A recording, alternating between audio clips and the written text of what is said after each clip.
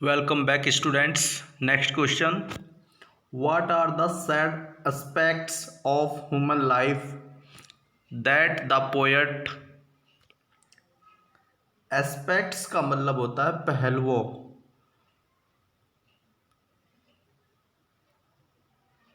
That the poet wants to escape from. Escapes का मतलब होता है बाहर निकलना है, बचकर भागना.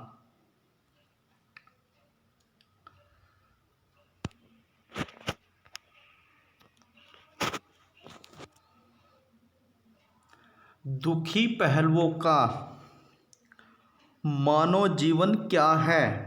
दुखी पहलुओं का मानव जीवन क्या है कि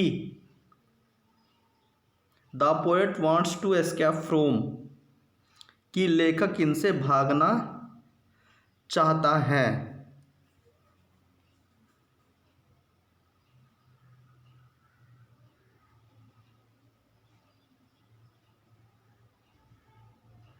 इसका आंसर है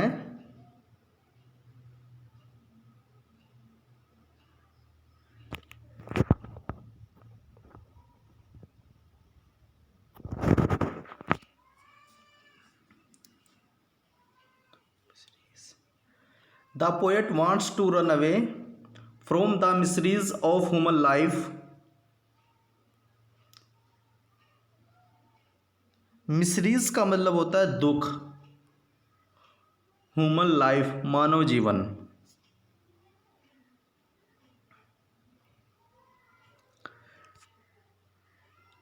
लेखक मानव जीवन के दुखों से भागना चाहता है.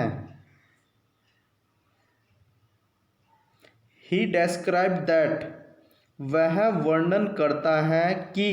डेस्क्राइब का मतलब होता है वर्णन करना. कि वह वर्णन करता है कि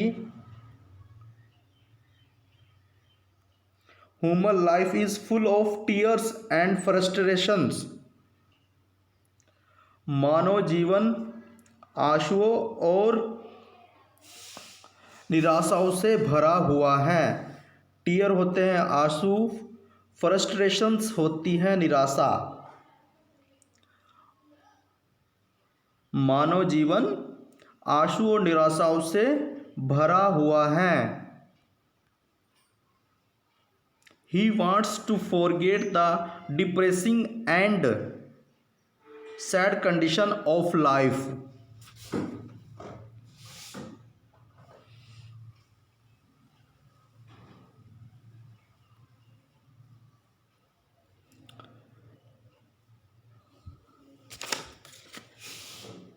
डिप्रेसिंग का मतलब होता है निराशाजनक. He wants to forget the depressing and sad condition of life. वह निराशाजनक और जीवन की दुखी स्थितियों को. He wants to forget the depressing, वह निराशाजनक और सैड कंडीशन ऑफ लाइफ, जीवन की दुखी स्थिति से या दुखी स्थिति को भूलना चाहता है. फॉरगेट मैंने होता है भूलना. ओल्ड पुराना. डिसअपॉइंटेड का मतलब होता है निराश. And grey hair man are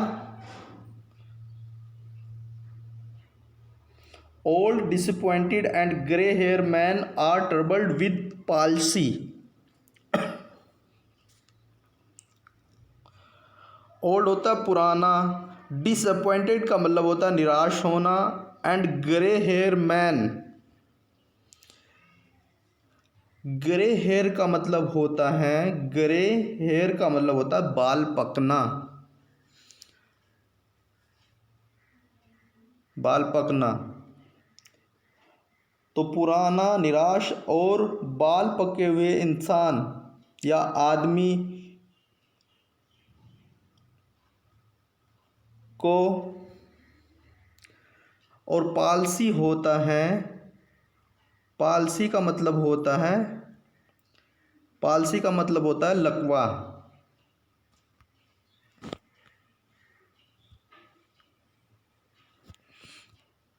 palsy का मतलब होता है लकवा होना। Grey hair man are troubled with palsy, निराश होना और बाल पके हुए आदमी को लकवे के साथ तंग किया गया है। ट्रबल्ड का मतलब होता है तंग करना, परेशान करना। ट्रबल का मतलब होता है तंग करना, परेशान करना।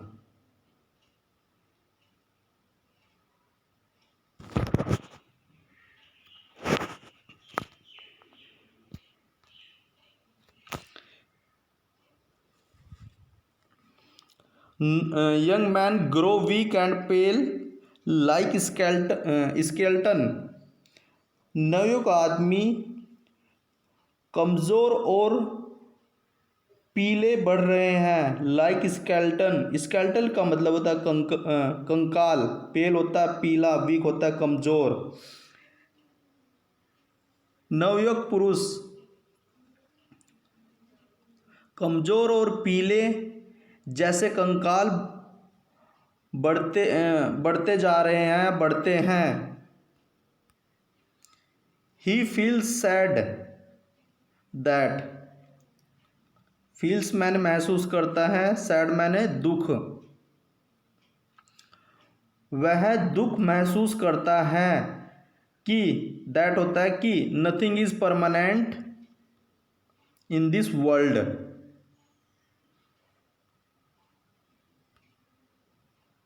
परमानेंट का मतलब होता है स्थायी।